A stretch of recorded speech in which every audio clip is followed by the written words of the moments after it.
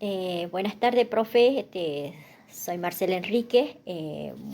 Voy a empezar dando labios leporinos eh, de las patologías pediátricas. El labio leporino se caracteriza por una presencia de la hendidura en el labio superior. También puede en algunos casos puede esta hendidura extenderse hacia el labio, hacia el paladar, como se conoce como paladar hendido. Esta patología en algunos casos también es unilateral o bilateral. Unilateral es cuando tiene la fisura en la parte superior del labio nada más. Y bilateral es cuando tiene en, la, en ambas partes de la nariz, del labio. Puede ser completo o incompleto. Incompleto es cuando es en el labio nada más. Y completo es cuando es en la fosa de la nariz hacia el labio. Después tenemos las causas. Las causas es cuando la boca del feto se empieza a formarse durante los primeros 3 meses de embarazo. Por ejemplo, una de las causas es la genética. La genética puede ser hereditario, que se transmite de padre a hijo. También tenemos los factores ambientales. Los factores ambientales son cuando se consume tabaco, alcohol o algunas sustancias, con medicamentos o que no son prescriptos. También puede ser también por alguna infección durante el embarazo, como ser el virus del herpes, el rubiola en el embarazo. Tenemos también las deficiencias nutricionales, que las deficiencias nutricionales son que debemos recomendar siempre a las embarazadas que tomen el suplemento de ácido fólico, ya que esto evita el riesgo de la presencia de labio leporino o alguna malformación congénita. También tenemos los síntomas. Los síntomas son el cambio de la forma de la nariz, dientes desalineados, incapacidad para aumentar de peso, problemas en la alimentación, el flujo de la leche a través de las fosas nasales durante la alimentación, retardo en el crecimiento, infecciones repetitivas del oído, dificultades del habla. Después sigo con los diagnósticos. Los diagnósticos es, por ejemplo, que se puede detectar por medio de tecnologías, de un estudio de tecnología como ser la ecografía alrededor de la semana 13 de embarazo, mediante los controles. Y también tenemos los tratamientos. Bueno, los tratamientos puede ser también únicamente que es por cirugías, que tenemos la quielopastía, es la reconstrucción del labio, y tenemos la palatospía, que es la reconstrucción del paladar, o otras malformaciones.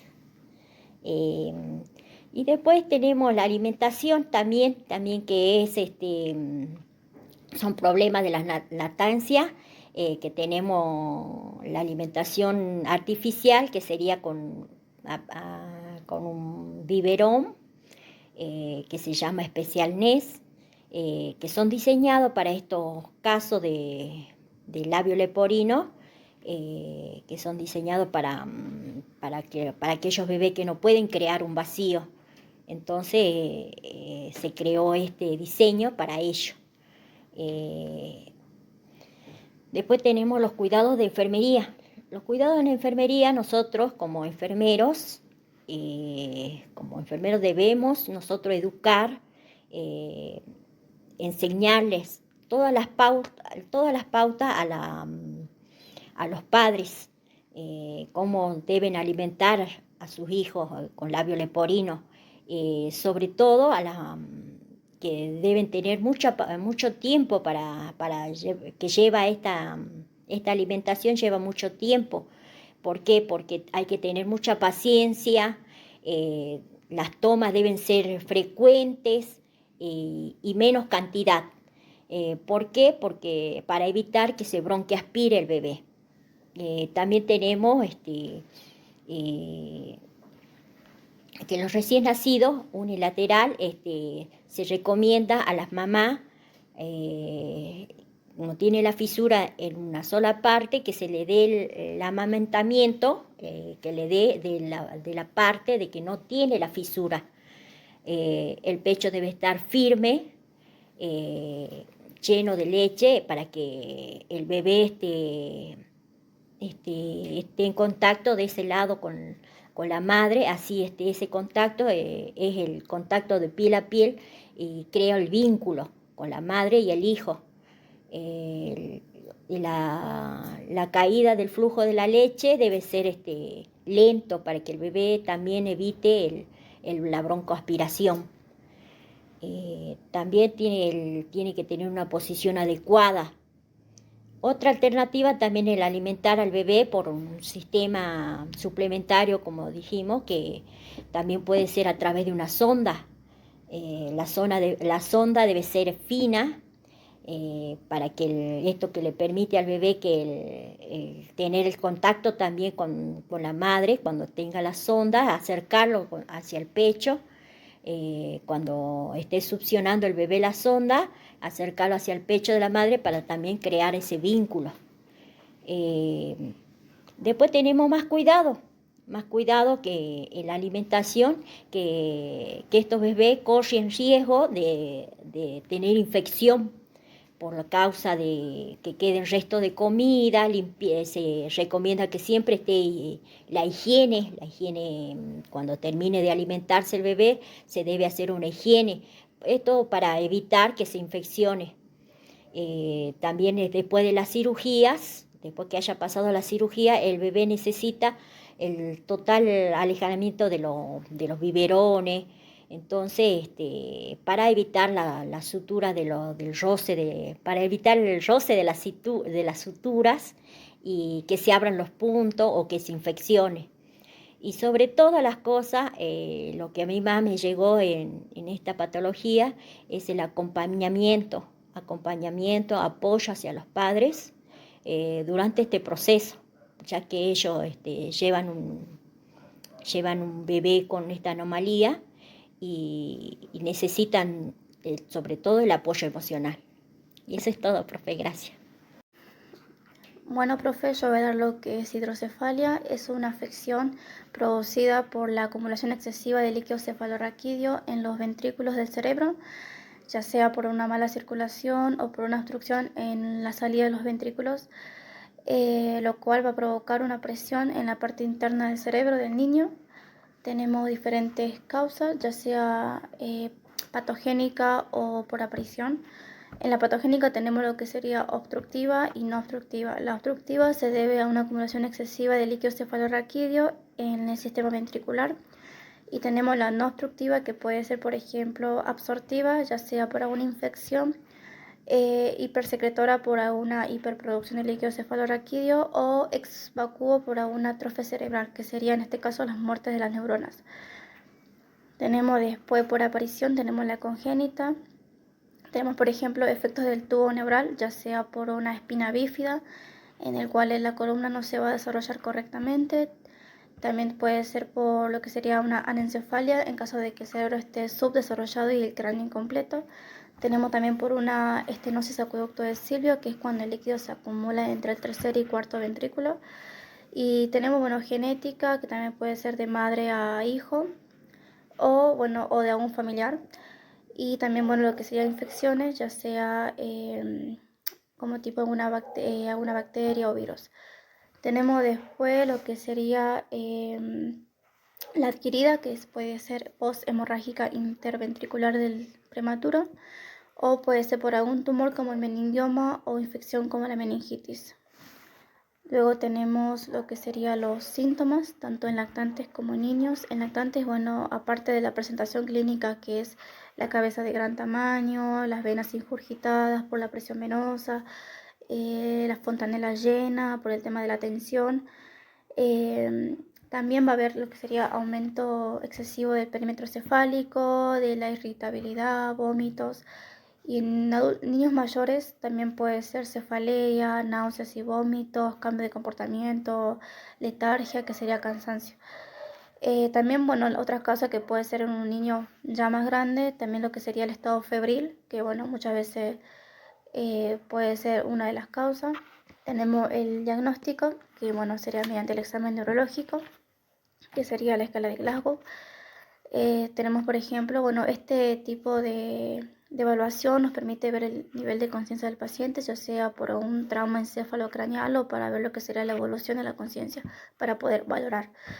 Tenemos respuesta ocular, verbal y motora. Bueno, ocular básicamente se puntúa con 4 puntos. 1 en caso de que no haya respuesta, que el paciente no abra los ojos, se puntúa con 2. En caso de que el paciente responda ante un dolor o estímulo, se va a puntuar con 3 en caso de que el paciente responda ante un sonido u orden verbal del médico, y se va a puntuar con 4 en caso de que sea espontáneo, de que el paciente abra los ojos ante un estímulo. La respuesta verbal se va a puntuar con 5 puntos. El primer punto en caso de que no haya respuesta.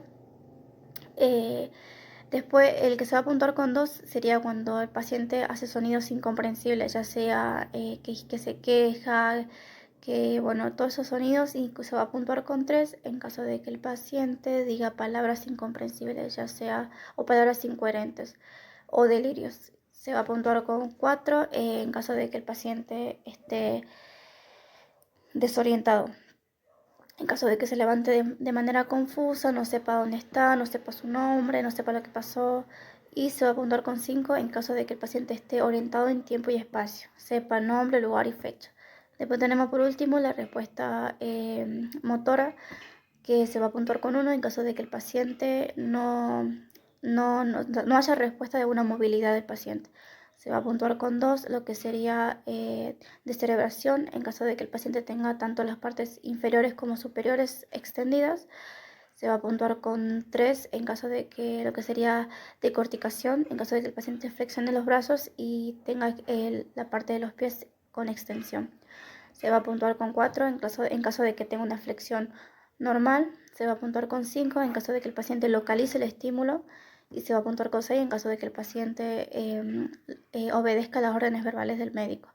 La puntuación máxima es de 15 y la puntuación mínima es de 3. Después tenemos diagnóstico por imagen. El diagnóstico por imagen básicamente es un dispositivo de bajo riesgo que se instala en la parte afectada del niño, ya sea en la parte de la fontanela. Y bueno, después tenemos la resonancia magnética y tomografía computarizada, que básicamente ambos nos va a permitir tanto ver la estructura cerebral como lo que sería la visualización del líquido cefalorraquídeo. Después tenemos 2 tipos de tratamiento, que es la derivación ventrículo-peritoneal, que es la incisión de un catéter en la parte del ventrículo, donde está lo que sería la acumulación excesiva del líquido cefalorraquídeo, y sirve como un drenaje que va hacia la parte del abdomen. Después tenemos lo que es la endoscopía, que también sirve como un dispositivo de drenaje que va insertado en el tercer ventrículo del cerebro.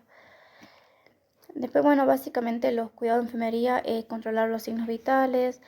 Los que más se tienen en cuenta también es la temperatura, ya que la temperatura elevada va a indicar signos de infección. También lo que sería crear un ambiente cómodo y de confort tanto para la familia como para el paciente, por el tema de la internación y todas estas cosas. También se va a valorar el nivel de conciencia, ya sea para ver el funcionamiento del cerebro.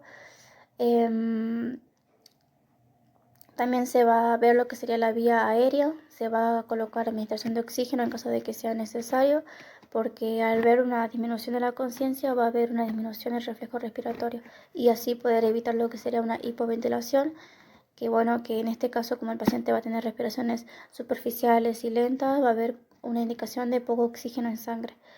Tenemos, bueno, lo que sería la posición. Se va a colocar en posición semi-Fowler en caso de que el paciente esté por algún drenaje, y en posición de cúbito supino en caso de que el paciente esté por alguna lesión o malformación en lo que sería la parte de las vértebras. Después tenemos lo que sería, bueno, colocación de almohadas en la parte de los talones, en los puntos de apoyo, ya sea para evitar úlceras por presión. Y bueno, también tener lo que sería un control de la herida. Control de la herida sería como el tema de la higiene, la limpieza de la herida mediante solución fisiológica, iodopovidona, y bueno, mediante gasa, hacer una limpieza básicamente. También ver lo que será el control de los signos de líquido cefalorraquídeo, que serían vómito, náusea, cefalea. Y bueno, también ver lo que serán las características del líquido cefalorraquídeo, que bueno, en caso, por ejemplo, si es un líquido transparente, va a indicar que es normal. Si es un líquido hemático, va a significar que hubo una hemorragia interventricular. Si es un color tibio o amarillo, va a indicar una infección. Y si es, bueno, un color ámbar intenso, va a indicar que sería sangre antigua. Y bueno, y por último lo que sería registrar. Eso sería todo. Y también lo que tenemos como tipo de medicación sería el Atelinol, que es un paracetamol antifebril y analgésico que reduce tanto el dolor como aliviando la fiebre. En este caso, si es un recién nacido hasta los 3 meses, se le va a indicar 0,4 mililitros. De 3 a 6 meses se le va a indicar 0,6. De 6 a 8 se le va a indicar 0,9. Y bueno, ya después del año hasta los 2 años se le va a indicar 1,7. Y ya después de los 2 en adelante se le va a indicar 5 mililitros. Y bueno, esto va a depender siempre de la indicación médica, del peso del paciente, de la edad del paciente, del estado patológico del paciente, porque bueno, a veces hay contraindicaciones que bueno, pueden alterar su funcionamiento fisiológico. Eso sería lo que sería el tema de hidrocefalia. Yo voy a hablar de luxación de cadera. Esta anomalía es causada en la mayor parte de los casos por un patrón parcial de crecimiento intrauterino en la región de la cadera del bebé. Consiste en el desplazamiento de la cabeza del fémur. Yo lo voy a explicar. Esto hacemos de cuenta que es el acetábulo o la cavidad cotiloidal, y este sería el fémur. Esto quiere decir que el fémur no está bien encajado como tendría que ser para poder tener la rotación que debería. En varios casos está desviada o fuera del acetábulo. Los síntomas en los recién nacidos los reconocemos porque una extremidad está con problema. La cadera puede parecer que se sale más por la disminución del movimiento de un lado del cuerpo. Después también tenemos una pierna más corta que la otra del lado de la dislocación, y tenemos los pliegues cutáneos que son desiguales. En los niños, cuando empiezan a caminar, notamos el cotoneo o que caminan con cojera de un lado y una pierna más corta que la otra, por lo que el niño camina sobre los dedos de los pies de un lado y no del otro. La región lumbar del niño se hace curva hacia adelante. Es como que al cuerpo le exige que se agache. Nosotros reconocemos lo diagnosticamos a partir de la limitación de las aducciones, y ahora le voy a pasar a explicar. La limitación de la aducción, siempre cuando vamos a hacer el examen físico, tiene que ser sobre una mesa dura. Ponemos el recién nacido, juntamos los piecitos, vemos que estén juntos, y de ahí abrimos hacia afuera. Si el recién nacido llega a un 60%, eso significa que tiene limitación de aducción. Si el niño llega hasta el 90% o pasa al 110%, significa que no tiene la limitación de cadera. Después pasamos a la maniobra de Ortolani. La maniobra de Ortolani, juntamos los pies, hacemos que el niño flexione a la altura de la cadera, y ahí agarramos con el dedo pulgar sobre la rodilla y con las puntas de los dedos hacia la cadera. Con esto hacemos que el niño abra las piernas, y en el momento que suene un clic o un clock, ahí es cuando nos damos cuenta que se encajó el fémur a la cavidad occipital. Esa sería la maniobra de Ortolani, cuando hacemos así. Y en la maniobra de Barlow juntamos también las dos extremidades, flexionamos a la altura de la cadera, y en la maniobra de Ortolani, en vez de ser como la maniobra de Ortolani, lo hacemos como la de Ortolani lo hacemos hacia afuera, esta la hacemos hacia adentro. Al hacerla hacia adentro, el fémur se disloca y se sale del orificio occipital. Ahí estamos provocando la dislocación de la cadera. Después también tenemos el procedimiento de Galesani. Galesani es cuando juntamos las extremidades y al hacerla doblar se nota una pequeña elevación de una rodilla ante la otra.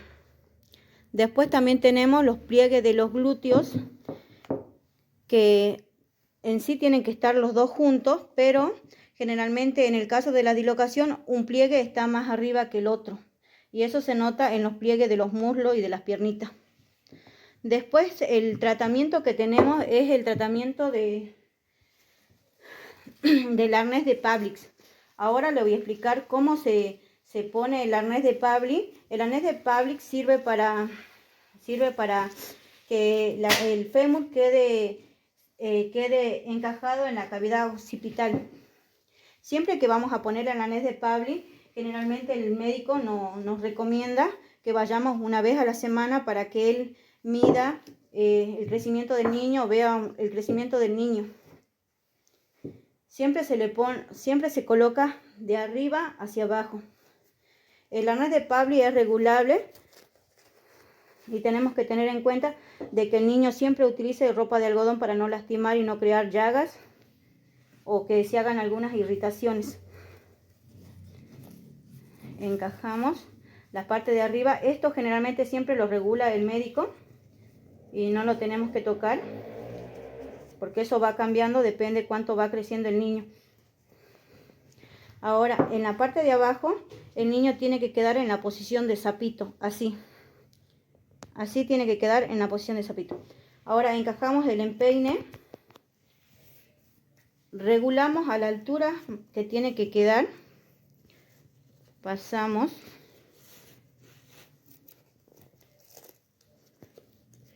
Pegamos. Ahora ajustamos a la altura del tobillo. El primer ajuste es a la altura del tobillo, el primer agarre para que quede bien agarrado. Y el segundo agarre es a la altura de la rodilla. Esto va a permitir que el niño tenga poca movilidad en la cadera, pero sí en las extremidades. Después al otro lado lo mismo. Metemos el empeine, aseguramos, ponemos el arnés,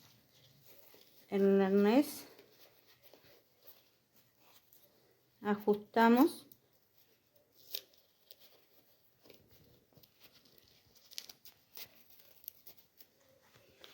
y aferramos de nuevo en el tobillo.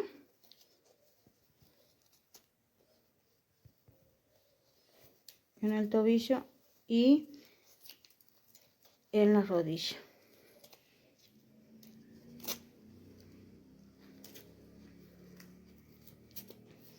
Ahora sí.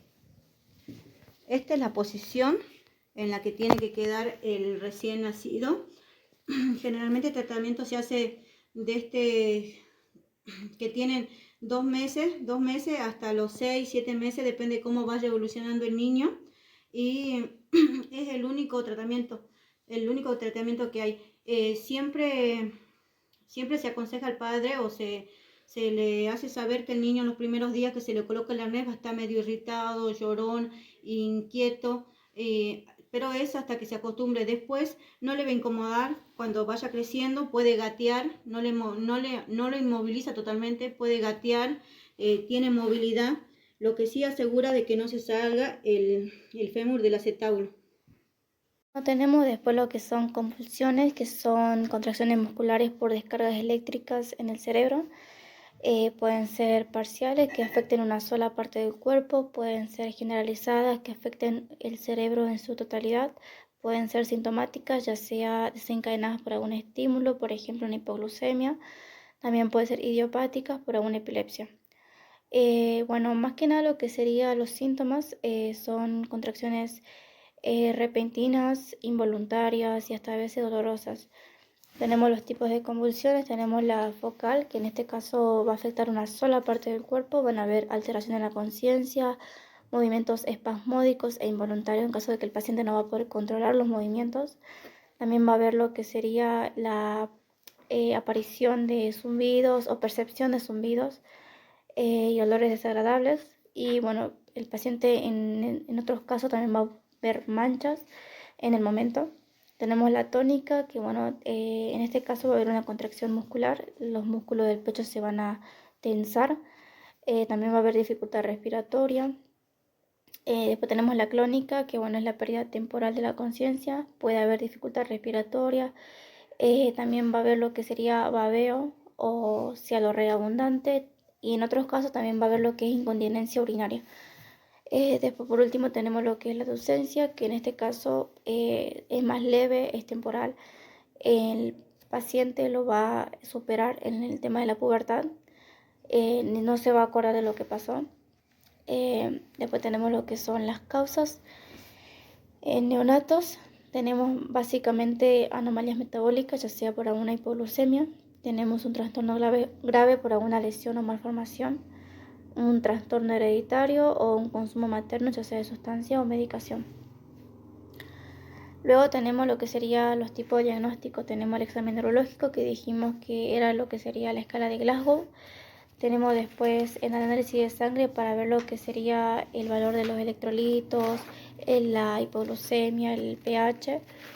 Tenemos después la punción lumbar, que se toma una porción del líquido cefalorraquídeo, y tenemos el electroencefalograma, que es un dispositivo que se conecta en lo que sería en la parte del cuero cabelludo del paciente. Tenemos después el tratamiento, que sería la medicación. Tenemos tanto la fenitoína, es una vía intravenosa, es de rápido efecto, se lo diluye con suero fisiológico, sus dosis básicamente es de 15 a 20 miligramos en 20 minutos. Bueno, va a tener efectos adversos, ya sea como dolor local, hipotensión. Después tenemos lo que sería el diazepam, que va a tener una combinación con la fenitoína, ya que las crisis convulsivas son cada 15 a 20 minutos. También es de efecto rápido, es intravenosa o rectal. En caso de que sea rectal, se va a administrar 0,5 miligramos, y en caso de que sea intravenosa, se le va a indicar 0,3 miligramos. Después tenemos lo que sería el valproato, que también se relaciona con lo que sería es similar al diazepam y superior a la fenitoína. También es por vía intravenosa, su dosis va a ser de 15 a 20 miligramos. Y por último tenemos el lorazepam, que también es de efecto rápido, en combinación con la fenitoína. Su dosis va a ser de 0,05 a 0,1 miligramos y es por vía oral o intravenosa.